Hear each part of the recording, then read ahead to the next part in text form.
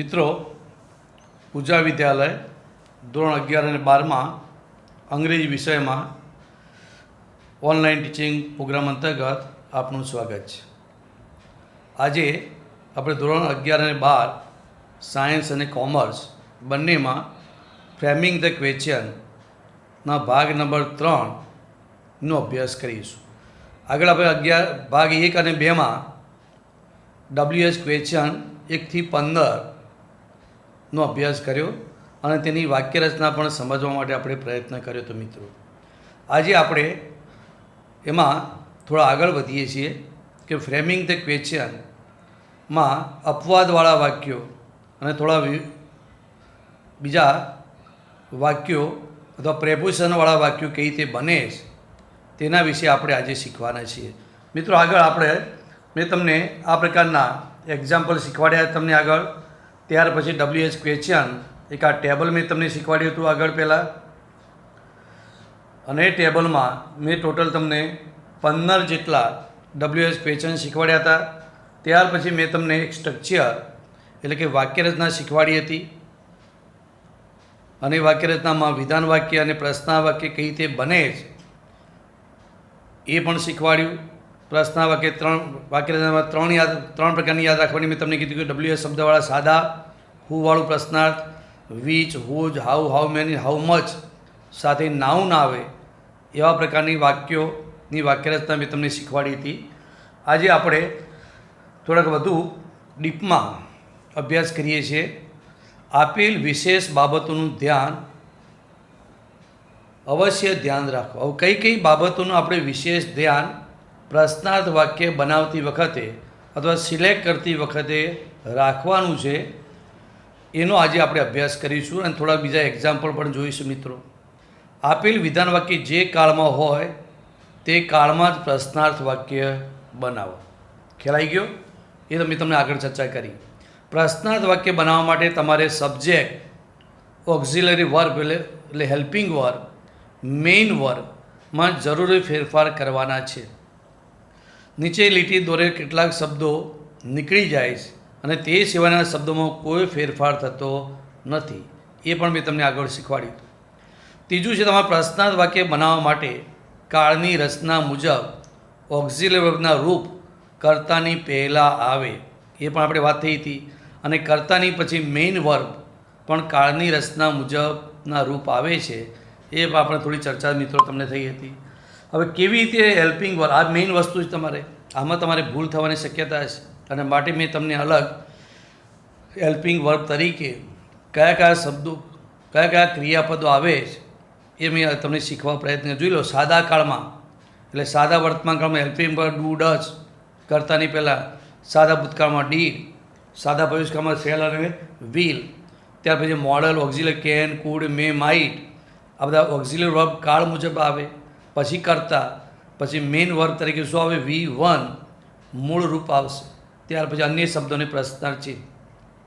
ચાલુ કાળના વાક્યો મિત્રો, એમિજાર ચાલુ વર્તમાન કાળમાં, વોઝ વેર ચાલુ ભૂતકાળમાં, બરાબર, ઓક્ઝિલરી વર્બ તરીકે આવશે કાળ મુજબ. પછી કરતા સબ્જેક્ટ, ત્યાર પછી હંમેશા ING વાળું રૂપ મેઇન વર્બ તરીકે આવે. ત્યાર પછી અન્ય શબ્દો અને પ્રશ્નાર્થ ચિહ્ન. ત્યાર પછી મિત્રો પૂર્ણકાળમાં હેવ, હેઝ પૂર્ણ વર્તમાન કાળમાં, પૂર્ણ ભૂતકાળમાં હેડ ઓક્ઝિલરી વર્બ તરીકે આવે. ત્યાર પછી કરતા, ત્યાર પછી V3 એટલે મેઇન વર્બનું પાસ્ટ પાર્ટિસિપલ, અને અન્ય અને પ્રશ્નાર્થ ચિહ્ન. આ ત્રણે બધા જ કાળનો સમાવેશ મિત્રો આમાં થયો. સાદા કાળ, ચાલુ કાળ અને પૂર્ણકાળ.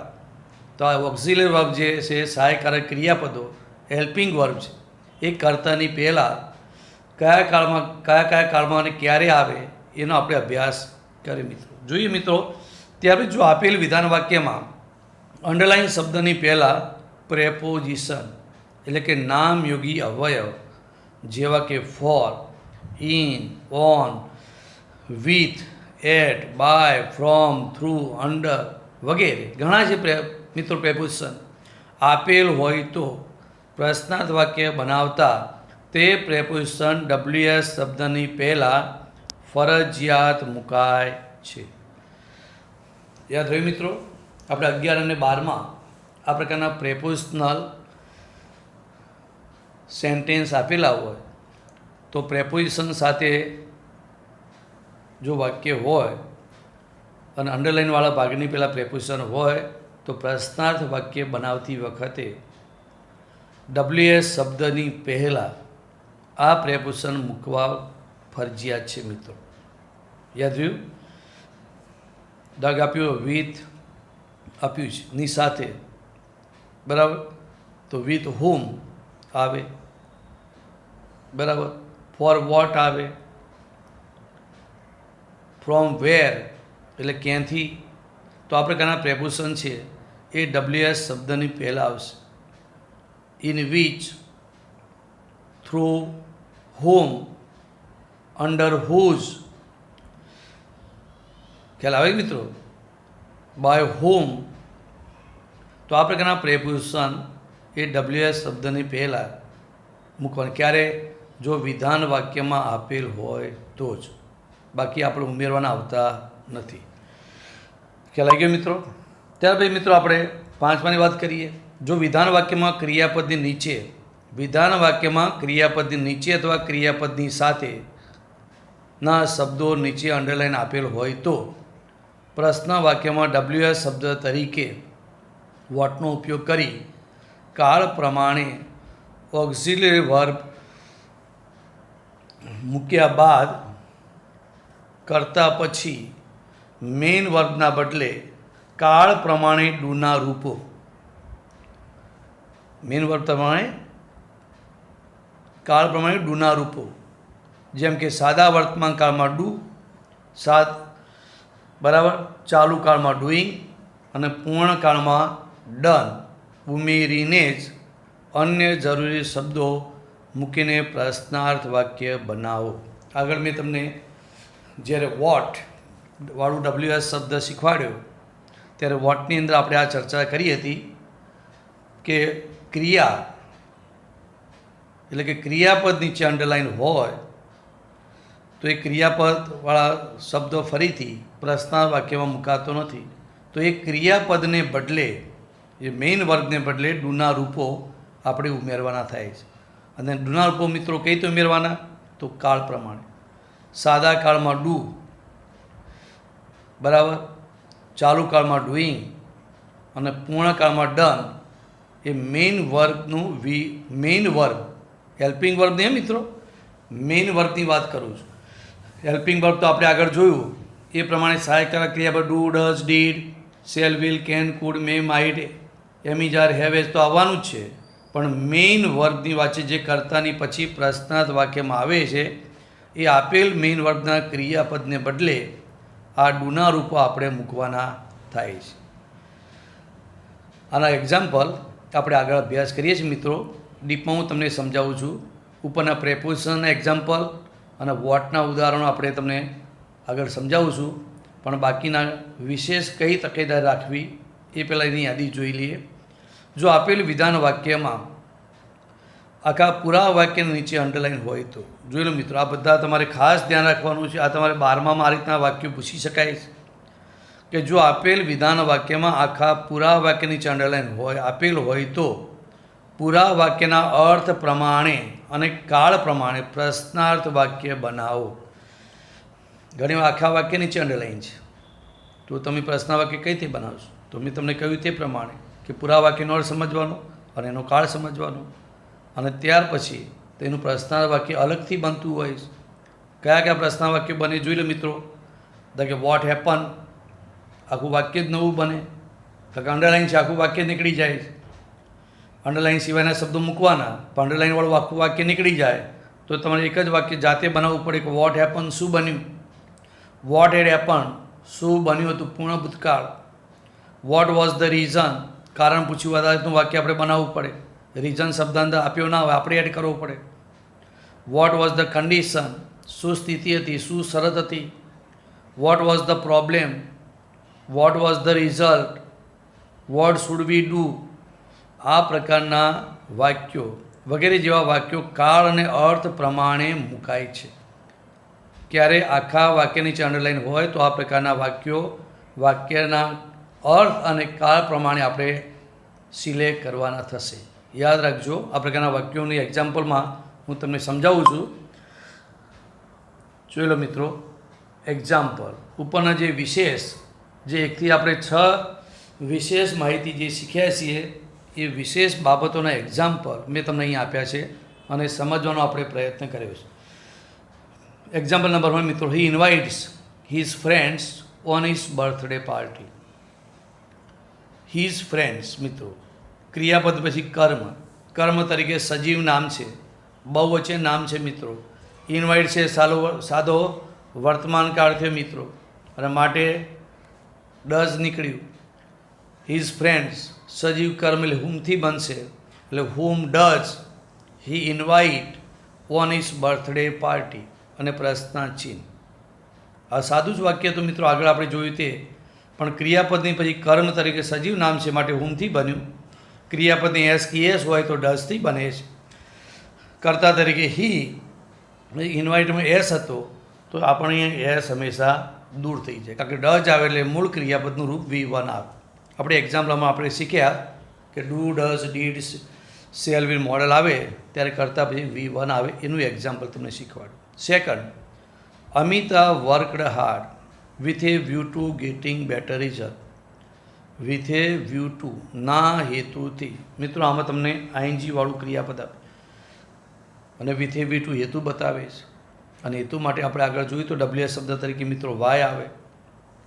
ત્યાર પછી મિત્રો અહીંયા વર્કડ ભૂતકાળ આપેલું છે માટે હેલ્પિંગ વર્ક તરીકે મિત્રો જોઈ લો ડીડ નીકળ્યું, એટલે વાય ડીડ. વાય કેમ વાય ખબર પડી ગઈ, હેતુ દર્શાવે છે, કારણ દર્શાવે છે માટે વાય. ભૂતકાળ તરીકે ડીડ. અમિતા અને વર્કનું તમારે મિત્રો જોઈ લો મેઇન વર્ક હાર્ડ. આગળ જે મેં વિશેષ મુદ્દાઓ શીખવાડ્યા છે એના જ એક્ઝામ્પલ શીખવાડું છું કે જેથી અમારે કોઈ ભૂલ થાય નહીં વાક્ય બનાવતા અથવા વાક્ય સિલેક્ટ કરતી વખત. તો why did Amita work hard. ત્યાર પછી ત્રીજું એક્ઝામ્પલ મિત્રો, we are drinking some water now. તો આર ડ્રિંકિંગ મિત્રો ચાલુ વર્તમાન કાળ છે, સમ આપ્યું છે એટલે જથ્થો બતાવે છે, અને જથ્થા માટે હાઉ મચ આવે. હાઉ મચ પછી મિત્રો નાઉન ફોર્મ આવે વોટર, તો જો હાઉ મચ પછી વોટર આપ્યું, આન્સર આપેલા છે મિત્રો મેં, એટલે હાઉ મચ વોટર. ત્યાર પછી વી આર હતું તો આર વી કરતા ક્રિયાપદ, એની જગ્યાએ ક્રિયાપદ કરતા, એટલે how much water are we drinking now. તો ચાલુ કાળનું વાક્ય તમારે આ પ્રમાણે બની મિત્રો. ખ્યાલ આવી ગયો મિત્રો. ત્યાર પછી example number 4, Amitabh dance with Rekha in many movies. Amitabh dance with Rekha in many movies. હવે અહીંયા રેખાની અંડરલાઈન છે મિત્રો જોઈ લો, બરાબર. પણ રેખાની પહેલાં તમને વિથ પ્રેપોઝિશન આપેલું જોઈ લો કે રેખાની સાથે, તો કોની સાથે. અમિતાભે ઘણી મૂવીમાં કોની સાથે ડાન્સ કર્યો, તો વિથ આપ્યું છે. રેખા સજીવ કર્મ થયું એટલે હોમ આવશે, પણ હોમની આગળ મિત્રો જોઈ લો વિથ આપેલું છે. વિથ આપણને આપ્યું હોય તો જ મૂકવાનું છે, આપણે એડ કરવાનું નથી. એટલે વિથ હોમ. ડાન્સ એટલે ભૂતકાળ છે મિત્રો માટે ડીડ આવી જોઈ લો, એટલે with whom did. Amitabh dance ed લાગ્યો છે પણ અહીંયા V1 મૂળ ક્રિયાપદ મિત્રો ઇન મેની મૂવીઝ. વિથ કહેવાય ખબર પડી, પ્રેપોઝિશન કહેવાય. અને પ્રેપોઝિશન જો અંડરલાઇનવાળા પાર્ટની પહેલાં આપ્યું હોય તો પ્રેપોઝિશન WS શબ્દની પહેલાં મૂકવું, એ આપણે આગળ વિશેષ માહિતીમાં જોયું. તો with whom did Amitabh dance in many movies. Example number 5 મિત્રો, the parents live their life for children's happiness. અહીંયા ચિલ્ડ્રન્સ આપ્યું છે, એપોસ્ટ્રોફી એસ છે મિત્રો, એટલે માલિકી દર્શાવે છે, એટલે હુજ આવશે. અને હુઝની પછી મિત્રો હેપીનેસ એ નાઉન ફોર્મ છે, આગળ જોયું હુઝ. પણ ચિલ્ડ્રન અંડરલાઇનની પહેલાં મિત્રો ફોર પ્રેપોઝિશન આપેલું છે, એટલે પ્રેપોઝિશન પણ તમારે WS શબ્દની પહેલાં આવે માટે એક્ઝામ્પલ આન્સર તરીકે ફોર આવ્યું મિત્રો જોઈ લો કે ફોર હુઝ હેપીનેસ. લીવ સાદો વર્તમાન કાળ છે, કરતા પેરેન્ટ્સ બહુવચન છે માટે ડુ નીકળ્યું, એટલે for whose happiness do the parents live their life. For preposition, ત્યાર પછી હુઝ, પછી નાઉન, ત્યાર પછી સાદા વર્તમાન કાળ તરીકે ડુ, આ બધી બાબતોની તકેદારી રાખવી જરૂરી.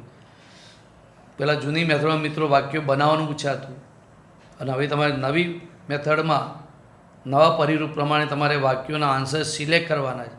પણ જો તમને વાક્ય બનાવતા આવડે તો સિલેક્ટ કરવામાં આસાની રહેતી હોય છે. એટલે માટે તમારે પહેલાં વાક્યો બનાવતા શીખવું જરૂરી છે, અને બનાવતા આવડે તો સિલેક્ટ કરવામાં કોઈ તકલીફ પડવાની નથી મિત્રો. ત્યાર પછી એક્ઝામ્પલ નંબર 6 મિત્રો, અરુણા કેમ દિલ્હી થ્રુ ધ રાજધાની ટ્રેન. અરુણિમા કેમ દિલ્હી થ્રુ ધ રાજધાની ટ્રેન. તો કેમ મિત્રો આપ્યું છે એટલે ભૂતકાળ થયો, માટે ડીડ આવ્યું. ત્યાર પછી રાજધાની ટ્રેન, કઈ ટ્રેન, કેવી કઈ ટ્રેન, એટલે પસંદગી થઈ. રાજધાની હોય, ગુજરાત ક્વીન હોય, હાવડા ટ્રેન હોય, તો આ બધા ટ્રેનોમાંથી શું પસંદગી કરવા માટે તમારે વીચ લીધું, જોઈ લો મિત્રો. ત્યાર પછી રાજધાની પછી ટ્રેન નાઉન આપ્યું છે, વીચ પછી નાઉન આપ્યું હોય તો આપણે મૂકવું પડે એટલે વીચ ટ્રેન થઈ મિત્રો. ત્યાર પછી અંડરલાઇનની પહેલાં તમને થ્રુ પ્રેપોઝિશન આપેલું છે મિત્રો. તો જો તમને થ્રુ આપ્યું છે વાક્યની શરૂઆતમાં WS શબ્દની પહેલાં, એટલે through which train did Arunima, અને કેમનું તમારે જો કમ આન્સર તરીકે તમને કેમ આપ્યું હોય તો રોંગ, અને કમ આપ્યું હોય તો સાચું મિત્રો. એક અક્ષરની ભૂલ એ તમારે માર્ક્સ ઘણીવાર ગુમાવવાનો વારો આવે, એટલે તમારે કાળને પણ ધ્યાનમાં રાખવો પડે, ક્રિયાપદના રૂપોને પણ ધ્યાનમાં રાખવા પડે. એટલે આન્સર શું થયો? Through which train did Aruna come Delhi. ત્યાર પછી મિત્રો example number 7, Ami is watching a TV serial. Is watching, તો વોચિંગ ક્રિયાપદ છે મિત્રો. ક્રિયાપદની નીચે અંડરલાઇન. આપણે જ્યારે વોટ શીખવાડ્યું ત્યારે મેં તમને કહ્યું હતું કે ક્રિયાપદ નીચે અંડરલાઇન હતું વોટથી બને. તો આપણે વિશેષ મુદ્દાઓમાં પણ આપણે જોયું કે ક્રિયાપદ નીચે અંડરલાઇન હોય તો તમારે પ્રશ્નાવાક્ય વોટથી બને, પણ અંડરલાઇન ક્રિયાપદની આધારે તમારે ડુના રૂપો મૂકવાના થાય કાળ પ્રમાણે. તો અમી ઇઝ વોચિંગ ટીવી સિરિયલ. અમી શું જોયું છે? ટીવી છે, એટલે વોટ આવી ગયું, પણ વોચિંગ અંડરલાઇન છે એટલે ફરી નહીં આવે, એટલે ડુના રૂપ તરીકે જુઓ ડુઈંગ. ડુઈંગ કેમ આવ્યું ખ્યાલ આવી ગયો કે જો ક્રિયાપદ નીચે અંડરલાઇન હોય તો, ક્રિયાપદ નીચે અંડરલાઇન હોય તો કાળ પ્રમાણે તમારે મેઇન વર્બ જે વોચિંગ છે એની જગ્યાએ કાળ પ્રમાણે ડુના રૂપો લેવાના. તો વોચિંગ એ ચાલુ ક્રિયા છે માટે ડુઈંગ આવ્યું. ખ્યાલ આવી ગયો? એટલે what is Ami doing, what is Ami doing. Example number 8 મિત્રો, mister Verma gave some instruction to control traffic. Mister Verma gave some instruction to control traffic. અહીંયા પણ મિત્રો જો ગેવ નીચે અંડરલાઇન આપી, ક્રિયાપદ નીચે અંડરલાઇન છે, અને ક્રિયાપદ નીચે અંડરલાઇન આમાં પણ તમારા ડુના રૂપો આવશે મેઇન વર્બ તરીકે. એટલે વોટ આવ્યું ક્રિયાપદ નીચે અંડરલાઇન માટે વોટ, ગેવ ભૂતકાળ માટે મિત્રો ડીડ આવી ગયું, કરતા મિસ્ટર વર્મા, પછી ગેવ અંડરલાઇન છે એટલે ગેવનું ગીવ બનશે ને, આમાં ઉપયોગ લેવાશે નહીં, માટે ગેવની જગ્યાએ ડુના રૂપો ડીડ જોડે V1 આવે, મૂળ ક્રિયાપદનું રૂપ માટે ડુ આપ્યું છે, અને અન્ય શબ્દો અંડરલાઇન નહીં માટે અન્ય શબ્દો મૂકેલા છે. એટલે what did mister Verma do to control traffic.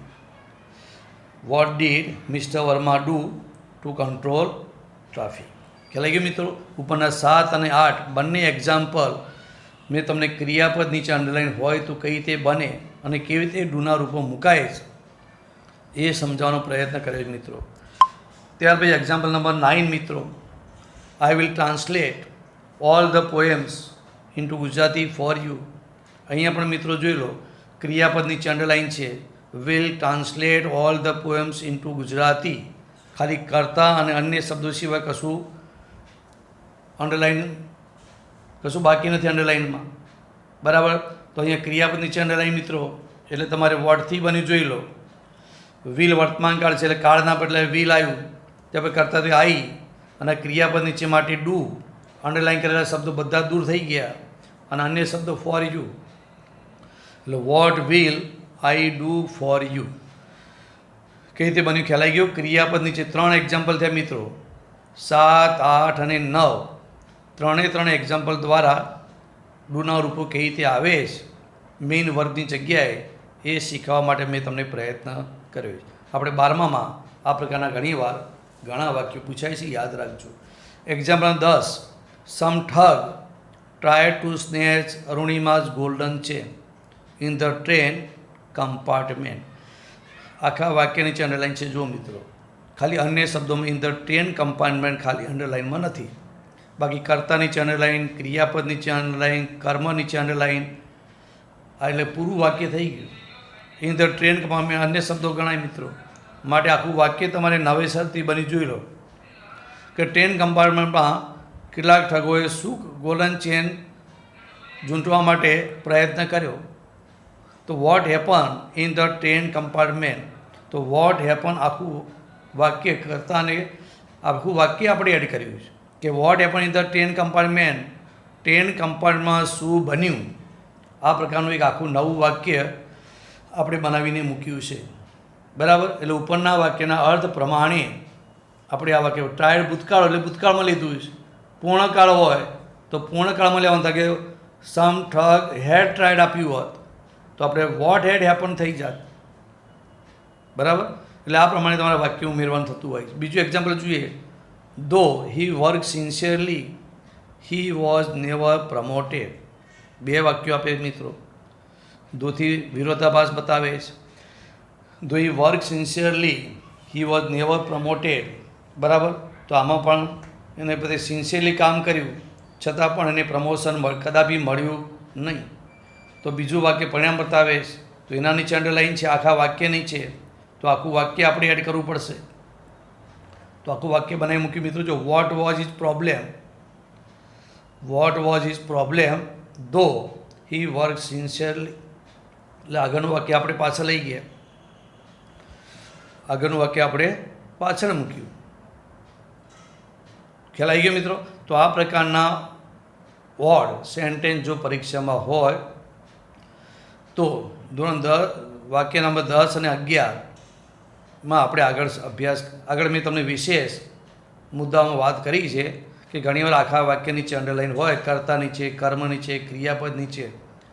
તો તમારે એક આખું એક વાક્ય તમારે નવું વાક્યના અર્થ અને કાળ પ્રમાણે એડ કરવાનું થાય છે. હવે તમારે વાક્યો બનાવવા નથી મિત્રો, તમારે વાક્યો સિલેક્ટ કરવાના થાય છે. એટલે આમાં કોઈ કન્ફ્યુઝન કે તકલીફ પડે તેવું નથી. આ તો મારી ફરજ છે તમને શીખવાનું કે ડીપમાં પણ મારે શીખવવું પડે. એટલે દરેક પ્રકારના વાક્યોનો અભ્યાસ મેં તમને અહીં અભ્યાસ બતાવ્યો છે કે પ્રશ્નના વાક્યો કઈ રીતે બને છે. પણ તમારે આમાં ટેન્શન રાખવાની બહુ જરૂર નથી. કેમ કે તમારે વાક્યોના આન્સર સિલેક્ટ કરવાના છે અને વાક્યોના આન્સર બનાવીને આપેલા હોય છે. એમાં 3 ખોટા અને 1 સાચું છે. અને માટે જ્યારે આવા પ્રકારનું જો ડિફિકલ્ટ વાક્ય પરીક્ષામાં પૂછાય તો તમારે એનો અર્થ સમજીને વાક્યનો જવાબ સિલેક્ટ કરશો તો તમને કોઈ તકલીફ પડશે નહીં અને કાળને ધ્યાનમાં રાખશો. બરાબર. તો આ પ્રકારની કોઈ તકલીફ હવે તમને નહીં પડે. એટલે મેં દરેક ડીપમાં આ ટૉપિક તમને પાર્ટ 1, પાર્ટ 2 અને પાર્ટ 3 આ 3 ભાગમાં આખો ટૉપિક મેં તમને સમજાવવા માટે પ્રયત્ન. જો કે ધોરણ 10માં તમે ભણી ચૂક્યા છો, પણ અહીંયા 11 અને 12માં થોડા ડીપમાં WI ક્વેશ્ચન હોય છે. એના ટેન્સ એના વાક્યો પણ પ્રેપોઝિશન સાથે આવે, ક્રિયાપદ નીચે અંડરલાઇન હોય, પૂરા વાક્ય નીચે અંડરલાઇન હોય. તો કેવી રીતે વાક્યો બને છે એ મેં તમને એક્ઝામ્પલ દ્વારા શીખવા માટે પ્રયત્ન કર્યો છે, જેથી તમને કોઈ કન્ફ્યુઝન રહેશે નહીં. ત્યાર પછી મિત્રો સેલ્ફ પ્રેક્ટિસ એક્સરસાઇઝ મેં તમને આપેલી છે. Self practice exercise. હવે સેલ્ફ પ્રેક્ટિસ એક્સરસાઇઝમાં મિત્રો તમારે વાક્યો પરીક્ષામાં બનાવવા નથી. પરીક્ષામાં તો વાક્યો તમારે સિલેક્ટ કરવાના છે. છતાં પણ જો આ એક તમને 12 વાક્યો તમને આપ્યા છે અને આ વાક્યો તમે જાતે પ્રેક્ટિસ કરશો તો તમને ટેન્સની પણ ખબર પડશે, પ્રશ્નાર્થ વાક્ય બનાવવાની વાક્યરચનાની પણ ખબર પડશે. અને માટે આ પ્રકારના 12 વાક્યો તમે જાતે બનાવીને બરાબર આના જવાબ લખશો તો વધારે પ્રેક્ટિસ થશે. અને ઉપરના જે WH 15 આપણે શબ્દો શીખ્યા છીએ એમાં દરેક પ્રકારના શબ્દો આમાં આપણે મૂકવા પ્રયત્ન કર્યો છે. બરાબર, એટલે તમને પ્રેક્ટિસ મળે એ જરૂરી છે. ત્યાર પછી મિત્રો સેલ્ફ પ્રેક્ટિસ એક્સરસાઇઝ સોલ્વ કર્યા બાદ તમારે જે વિકલ્પવાળા જે એક્સરસાઇઝ આપણે ગ્રામર બુકમાં આપી છે એની પણ પ્રેક્ટિસ કરવી જરૂરી છે. અને એની પ્રેક્ટિસ માટે મિત્રો હું તમને પીડીએફમાં થોડાક એક્ઝામ્પલ પરીક્ષામાં જે પૂછાય છે તે પ્રમાણે આપીશ અને એની પણ તમે પ્રેક્ટિસ કરજો. પણ આ 12 વાક્યોના જવાબ તમે લખીને જો મોકલશો તો વધારે બેટર. કોઈ તકલીફ હોય તો મને જાણ કરશો તો તમારી ડિફિકલ્ટી સોલ્વ કરવા માટે હું પ્રયત્ન કરીશ. બરાબર મિત્રો, આજે આપણે આટલું જ. અહીંયા આપણે આ ટૉપિક પૂર્ણ કરીએ છીએ અને નવા વિડીયોમાં એક નવા ટૉપિક સાથે આપણે આગળ વધીશું. ઓકે મિત્રો, thank you. C you again.